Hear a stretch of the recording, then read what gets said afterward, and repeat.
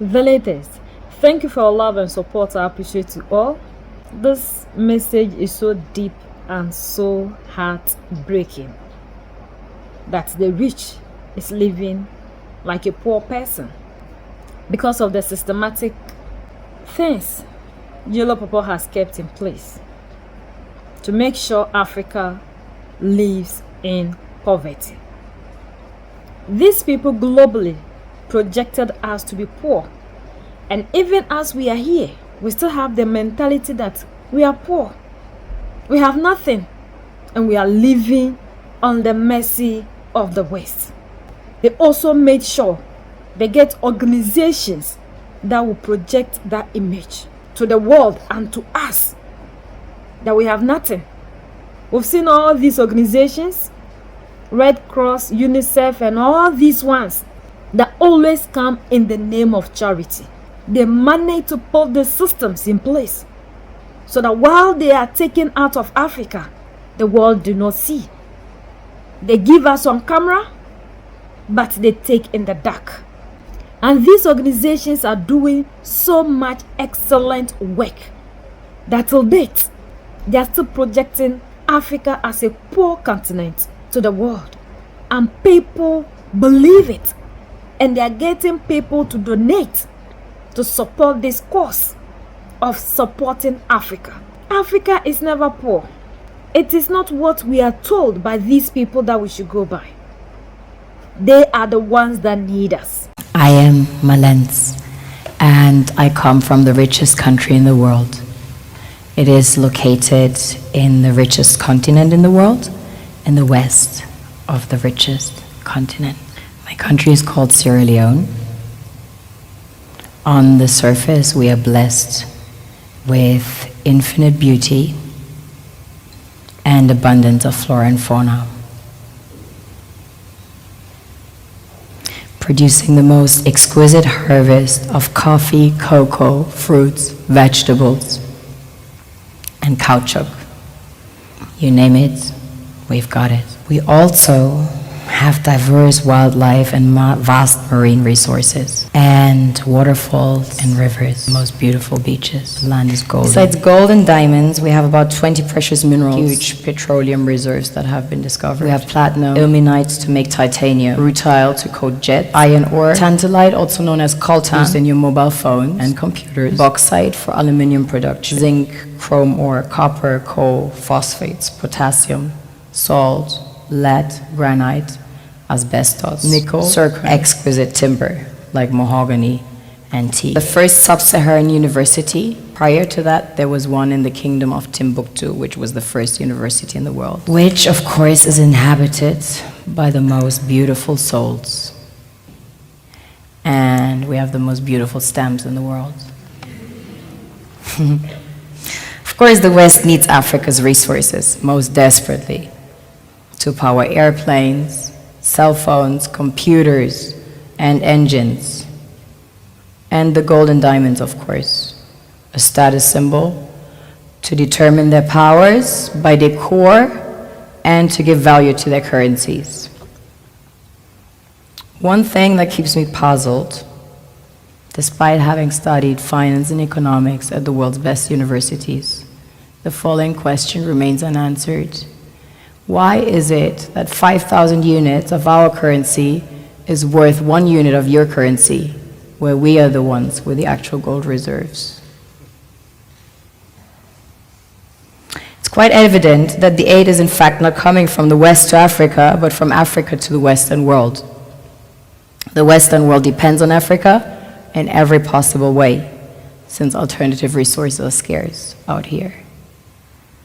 So how does the West ensure that the free aid keeps coming?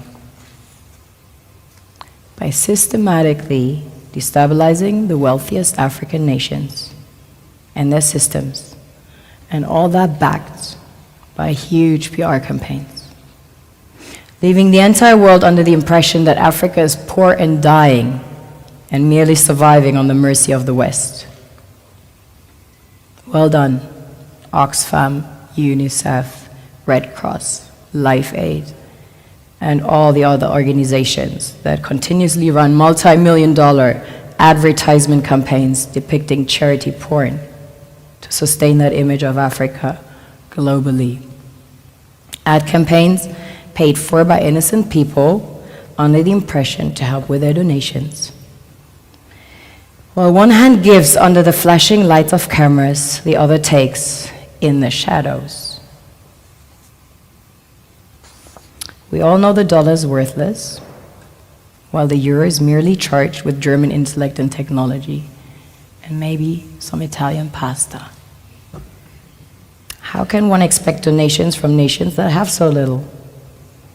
It's super sweet of you to come with your colored paper in exchange for our gold and diamonds. But instead, you should come empty-handed, filled with integrity and honor. We want to share with you our wealth and invite you to share with us. The perception is that a healthy and striving Africa would not disperse its resources as freely and cheaply, which is logical. Of course, it would instead sell its resources at world market prices, which in turn would destabilize and weaken Western economies, established on the post-colonial free meal system. Last year, the IMF reports that 6 out of 10 of the world's fastest growing economies are in Africa, measured by their GDP growth.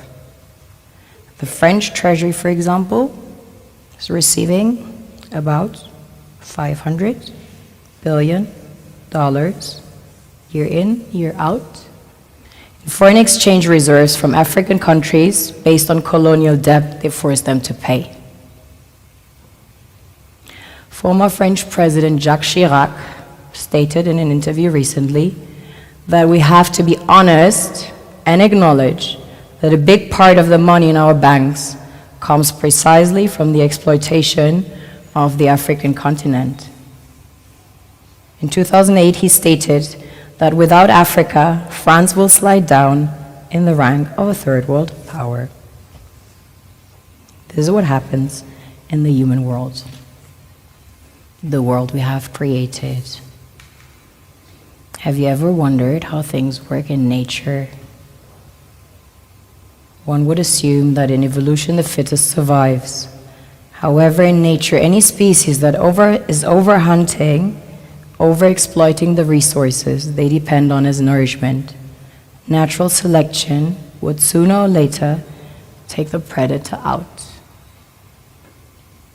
because it offsets the balance.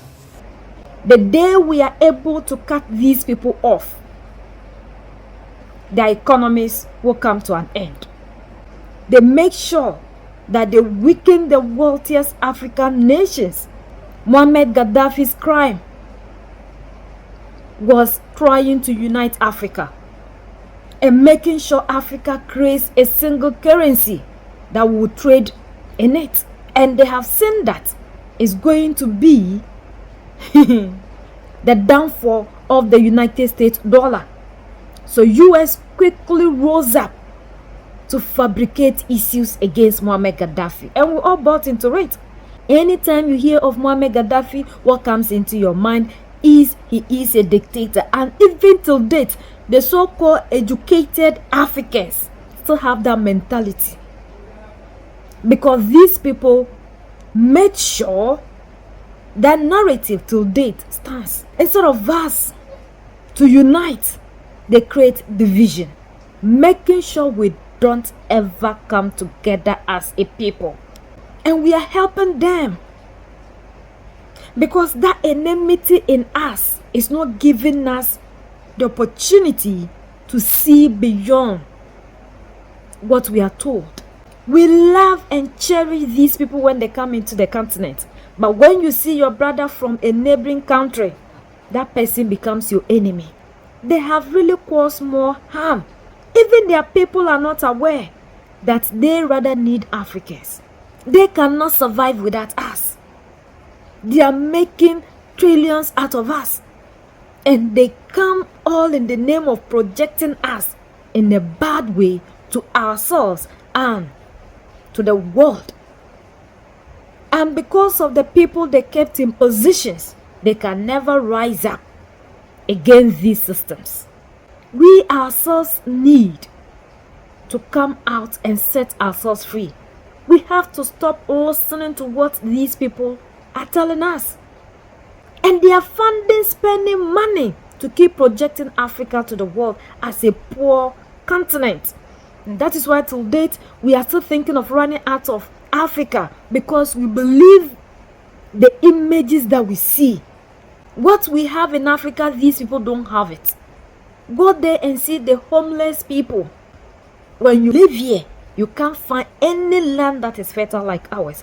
And that is why they are doing everything possible with the chemicals and all these things that we think they are good, destroying the land. Yet Africans don't know that these are all agenda. Even our food, they are targeting it. We are the only ones that can set ourselves free. Like Bob Marley rightfully said, emancipate yourself from mental slavery. It's high time we stop believing all these things that these people say. We are the best. There is none like us. And there will never be any like us. United we stand, divided we fall. And united we keep standing forever and ever. The greatest enemy of the African is mental slavery. So let's decolonize ourselves from mental slavery. Let's keep sharing to educate our brothers and sisters. Together we make African great for ourselves and the next generations that are going to come. So that's the latest around the world and in the United States of America.